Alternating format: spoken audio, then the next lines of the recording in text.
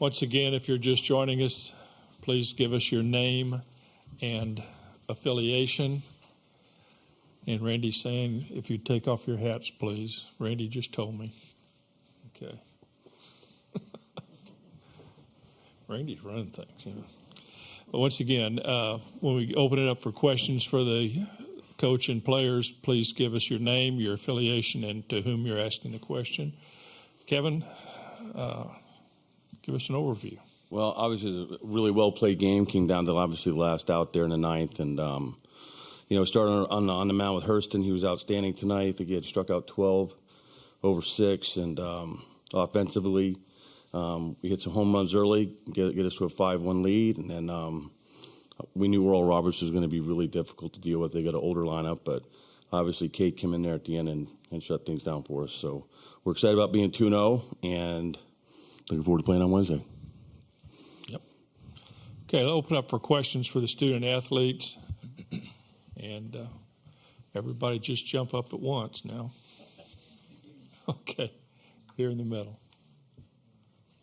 Yeah, Kevin Brockway, Gainesville Sun. Luke, I'm just curious what you were looking for in that pitch and that homer, and what does it mean to have another day, particularly early on, where you guys, use the long ball to kind of build some offense and build the lead? Yeah, I think we started off good with getting a couple balls we could handle and driving them out of the yard, and kind of setting the tone early. But that at bat mainly, I think he got me 0-2 on 2 changeups, and then I was just kind of thinking heater and then reacting to a changeup. I wasn't going to let the heater get by me. So luckily he threw me one over the plate that I was able to drive in. Yeah. Okay, Kendall. Kendall Rogers, D1 Baseball. Hurston, how would you just kind of evaluate your stuff tonight? Obviously a very good performance. I mean, overall, it was the end result was good, and that's all that matters. But kind of took me a little bit to settle in, and it's a big stage, and obviously a lot of feelings, a lot of adrenaline and emotions that come with this game. So be able to settle in, and obviously I didn't have the best feel for my fastball or command for my fastball, and so to be able to have the 3 off-speed pitches and rely on those and work with BT really well, and just be able to control the game from there. Okay, here. Yeah, right there. Scott Carter, FloridaGators.com. Josh, I mean, you guys are obviously where you want to be. But what's it like to, have these close games, and what's as a player, especially tonight with strange sequence, and just take us through maybe that last inning? Yeah, it's very intense. Like Sully said, we knew Oral Roberts was going to be a tough opponent. They've been good all year and beating good teams all year. So, yeah, it was a very intense game. But, we got to stay together as a team, and that's something we always talk about in the dugout, staying together as a team and trying to just move forward no matter what happens. And, yeah, that last inning was very intense. We had a couple guys on, and fortunately enough, we got a ground ball that we were hoping to turn a double play, but it chopped a little too high, so we were able to get the second out there at second. And yeah, we had complete faith in Cade Fisher. We knew he was coming in there to do his job, and yeah, it was just amazing for him to come in there and fill up the strike zone and get that last out to Mikey. Okay, Jake. Jake McKeever, College Baseball Central. Josh Lee, y'all both got out on him really early. What was the scouting report on the pitcher, and how did y'all kind of attack it? We knew that he was going to slow the ball down against us, but early on in the game, he was beating a couple of us with some heaters. So it was more so just see his pitches up, see everything up in the zone, and once we got through the lineup that first time, and we noticed that he was going back to his fastball quite often. For me at least, my approach, my second at bat, I didn't want to get beat with the heater. So I took that first pitch change up, and I was sitting dead red heater because that's what he beat me on my first at bat for the strikeout. So luckily I got it and caught it out front and kept it fair. Yeah, like he said, I feel like we definitely were thinking. I mean, based on what he's done all year, it kind of likes to slow the ball down, but the heater always also plays a little different. You showed early on people were kind of getting beat by it, but I'd say like what he said, I didn't really want to get beat by the heater, so I was kind of reacting to the off speed, but sitting on the heater, and was able to get a heater out over the plate and drive it. Okay, back here. Matt Talverney from World Baseball Network. Hurston, how does it feel to have a catcher like BT be such a workhorse throughout the course of this year?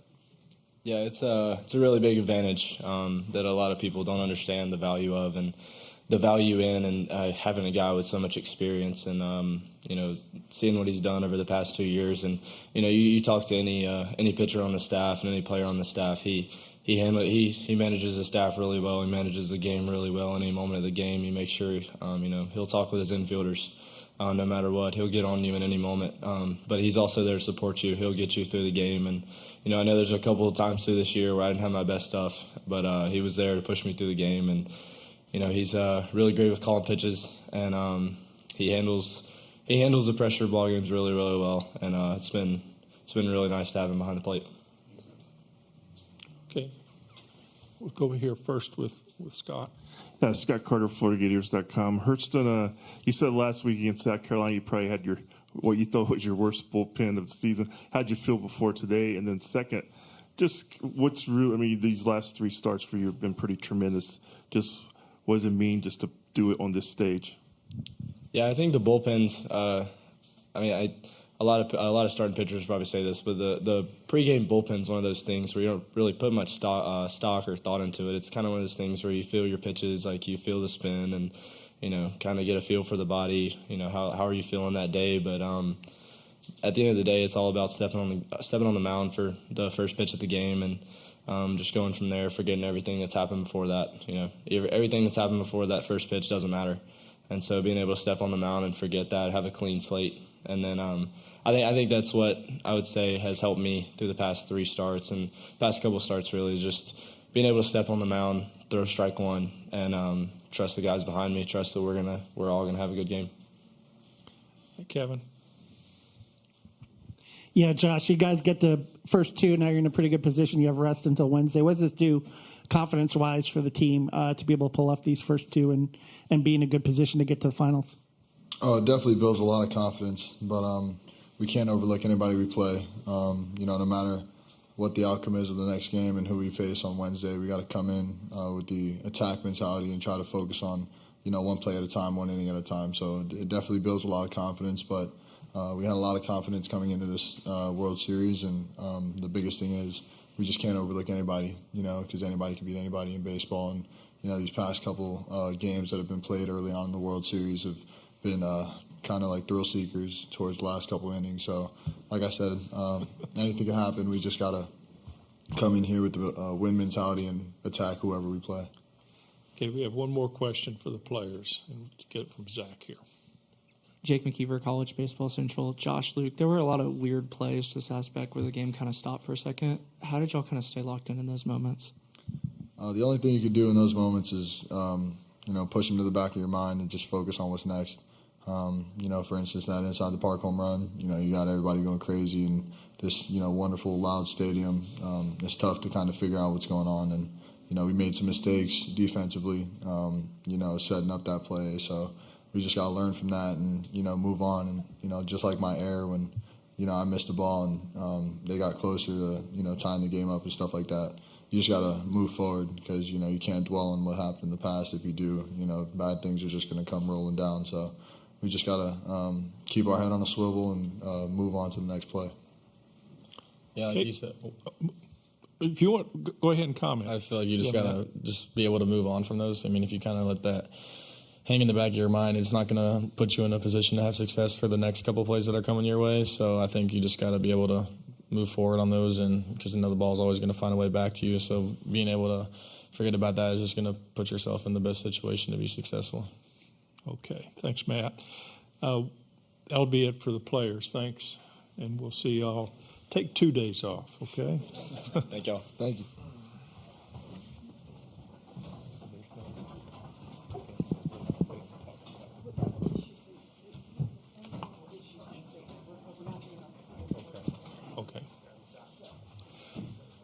Okay, let's open it up now for questions for Sully.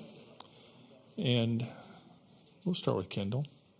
Kendall Rogers, D1 Baseball. Sully, I think the last bad start that Hurston had, I think I saw him at A&M, and since then he's been really, really good. I guess from your perspective, what are you kind of just seeing in his progression week in and week out to get him to the level that he's at today? I think he's been able to make adjustments in game. You can kind of tell that they were swinging early in the count, and he's had the ability to throw his curveball and his slider and his split early in the count. I think maybe through the first half of the year, his split was more of a two-strike pitch. But now he's been able to slow the ball down, and when people are swinging early in the count like they did, he's got multiple weapons that he can go to. Okay, Kevin.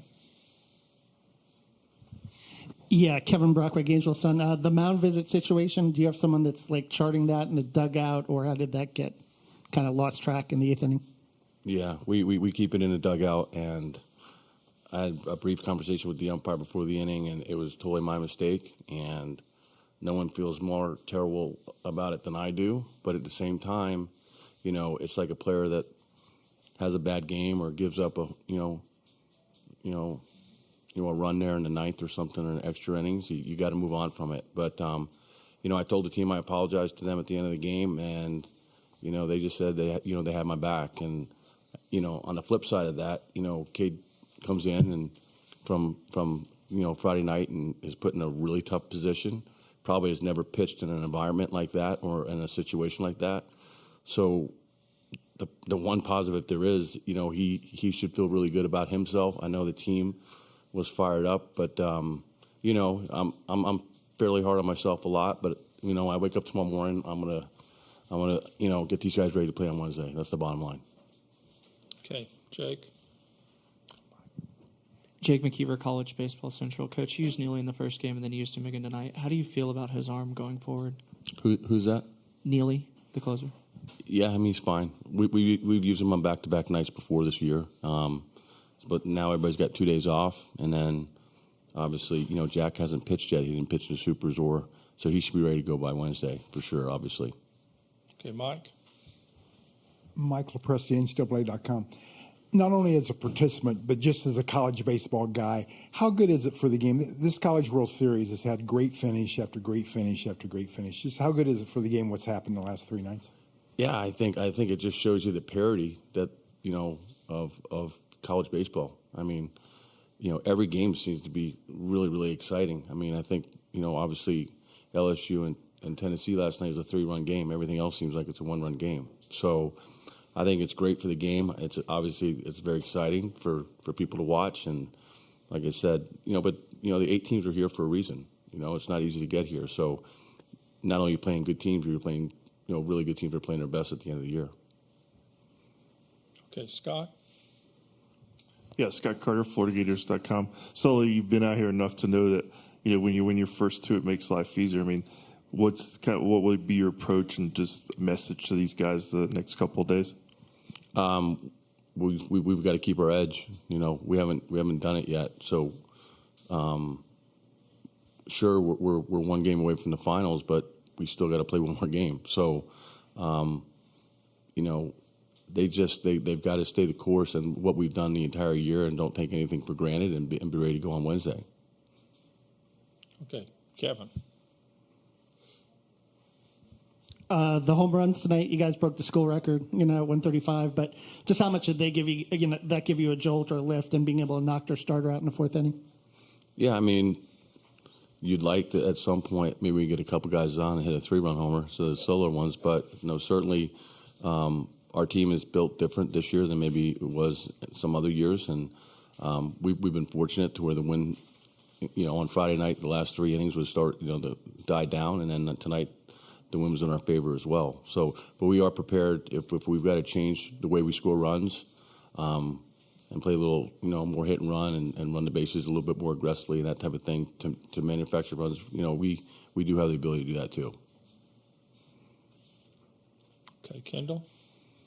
Kendall Rogers, D1 Baseball. Slowly just, I guess, talk about Cade Fisher. And, I mean, he goes out there a little bit quicker to get ready on the mound than he's used to. He's usually doing that in the bullpen. Mm-hmm. Then in the 10th situation there in the 9th, I mean, just the job that he did as a freshman and that kind of just pressure cooker situation.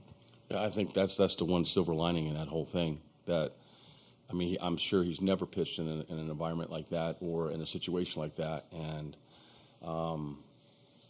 and coming back from Friday night's outing and him be able to do that, I think speaks volumes of his maturity, his competitive spirit. And like I said, he needed to throw the ball across the plate and did. And, like I said, if there's one positive thing that came out of my mistake was Cade being able to get the last 4 outs.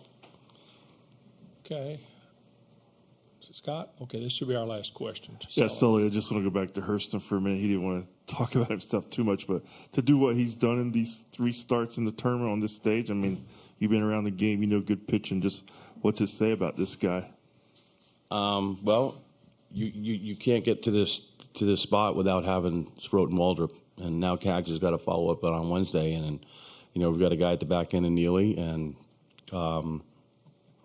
yeah, I mean, when we've been in this position and we've won the first 2, or gotten to the finals, the starting pitching has been really good, and both Brandon and Hurston have been just outstanding.